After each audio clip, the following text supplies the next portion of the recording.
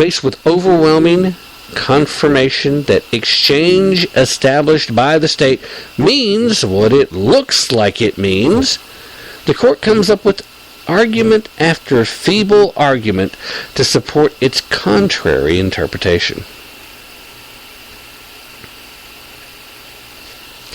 Number 14. Why context matters. Context always matters. Let us not forget, however, why context matters. It is a tool for understanding the terms of the law, not an excuse for rewriting them. I love that. It's simple, it's straightforward, it is to the point, and it says exactly what the majority opinion did. Number 15. The Supreme Court of the United States cannot rescue Congress. Quote, perhaps sensing the dismal failure of its efforts to show that established by the state means established by the state or the federal government, the court tries to palm off the pertinent statutory phrase as inartful drafting. The court, however, has no free-floating power to rescue Congress from its drafting errors. So that's it. That's, according to the Blaze, the top 15 quotes from Justice Scalia's dissent opinion.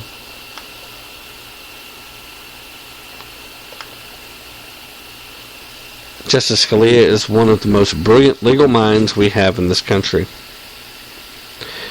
He is a staunch conservative, but his conservatism in the courtroom only shows in his reverence for the Constitution and in the role that the Supreme Court plays in protecting the citizens of our dear beloved republic from would-be tyrants, either in the legislative body or in the executive branch.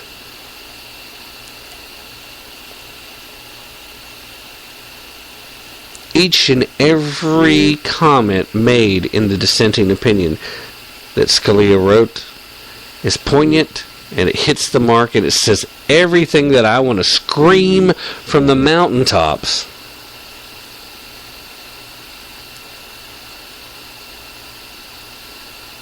Now, I am not against some type of insurance reform. But what I want is a free market reform. What I want is some type of new regulations. Although I'm not big on regulations, there are a couple of industries in this country that need to be regulated by people with both common sense and an artful mind directed towards the benefit of the people. Insurance is one of those industries. Banking is another. There are various reasons for that.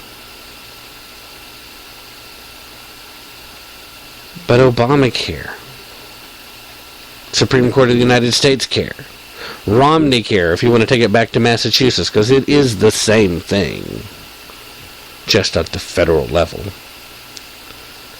No matter what you want to call it.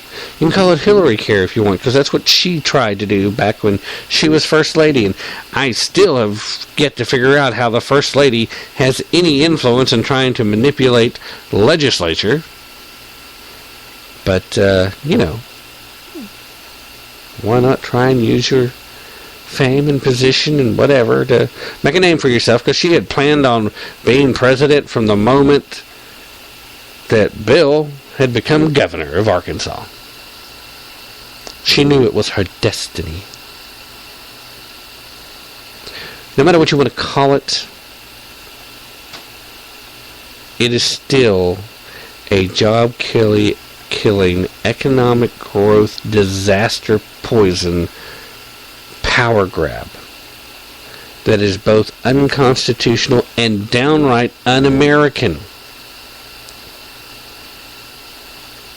The federal government does not, nor has it ever had, nor shall it ever hold the authority to tell me, a private citizen, that I must purchase a good or a service.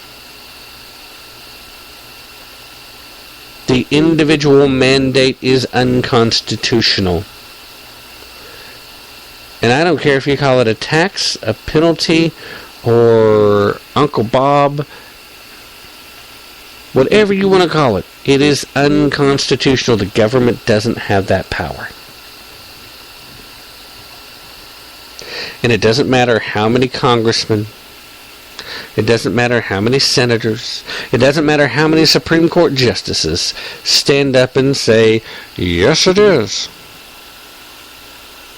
Because not one of them can tell me or show me anywhere in the Constitution how or where that becomes legal.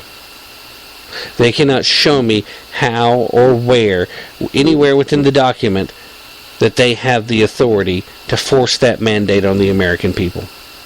They simply don't have it. That power does not exist for them. Period. End of discussion.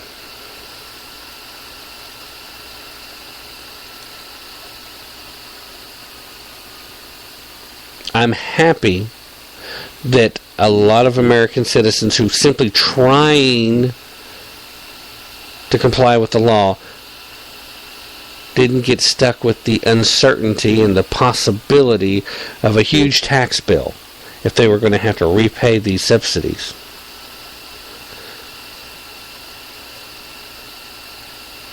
But rather than the Supreme Court standing up and allowing this ridiculous fraud continue to be perpetrated on the American people, I'd much rather them said, no, the law is pretty clear on this. There's no ambiguity whatsoever.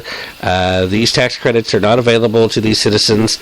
And then I would have liked for Congress to quickly have passed a law with enough support to have overridden a veto if necessary that would have forbade the IRS from forcing the tax-paying public to have to pay them back for whatever subsidies they got, simply because these people were complying with IRS rules. That makes it the IRS's problem.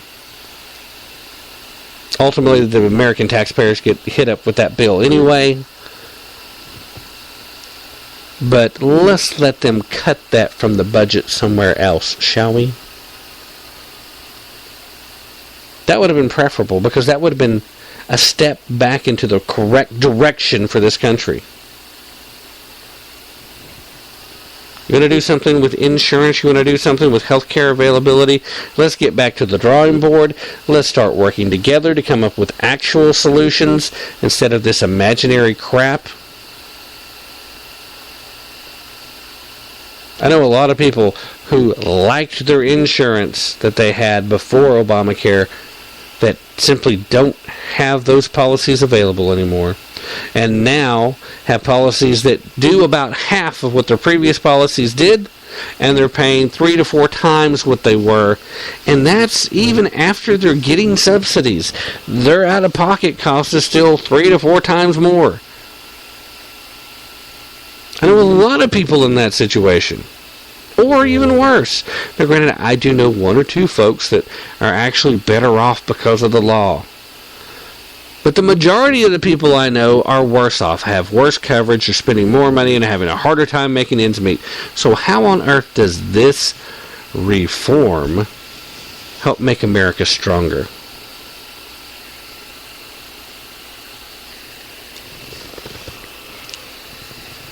The simple answer is it doesn't. This is all part of the fundamental transformation of America to a socialist country. That's the agenda. That's the target. That's what they're after.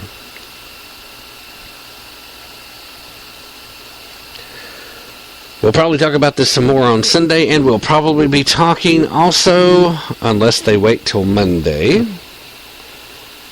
about the upcoming Supreme Court decision that will evolve around same-sex marriage. They have to make the determination of the very weak argument of the 14th Amendment, the so-called equal protection under the law clause, whether or not that is sufficient enough to say that once same-sex marriage is recognized in one state, that all states have to do it.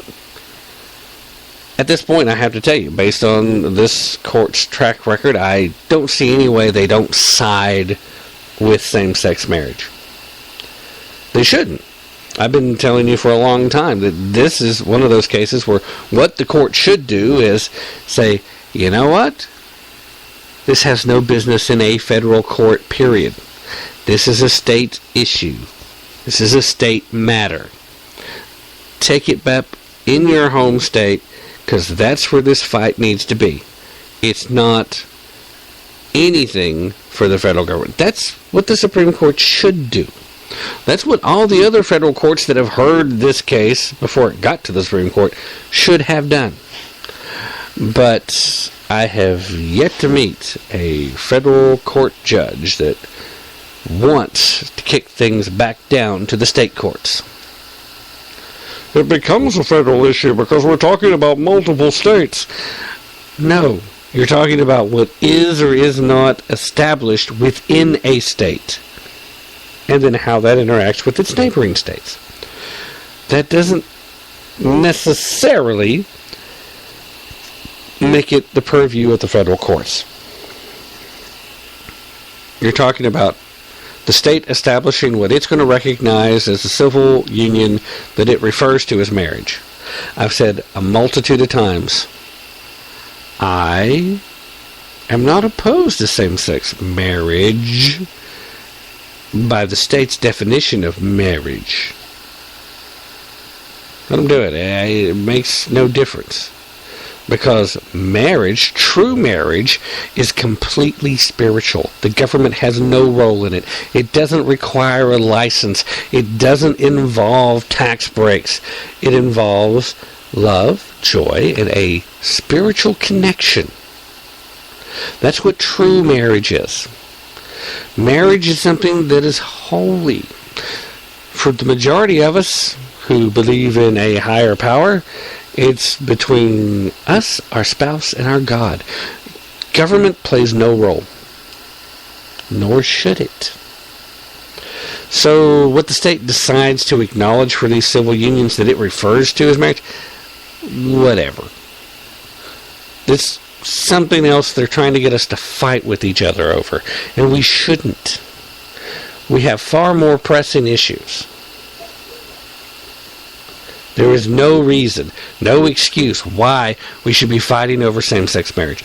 But there's going to be some very serious consequences with this if they come down on the side of same-sex marriage, because they've already acknowledged, the government has already said, and little minions, little bulldogs are already nipping at the ankles of churches around the country, letting them know that as soon as the first one of them refuses to participate in a same-sex wedding, they're going to go after their tax-exempt status. And while every single church in this country should be willing to stand up on the principle, should be willing to risk suddenly having to pay taxes when they haven't had to, should be willing to render unto Caesar what is Caesar's, in order to stand firm on the biblical principle, there will be a lot of people, a lot of individuals that will refuse to stand on the principle because they have a much greater interest in preserving their tax-exempt status. So the attack on the churches will begin in earnest after a Supreme Court decision that says that the 14th Amendment does, in fact, grant them full recognition in all 50 states, that no state has the right to deny them the legal status of marriage. Well, like I said, that decision hasn't been made yet. Well, actually, the decision's been made. It hasn't been announced yet, is the way I should state that. We could hear that tomorrow. Well, actually, today now, as the broadcast is carried over to after the midnight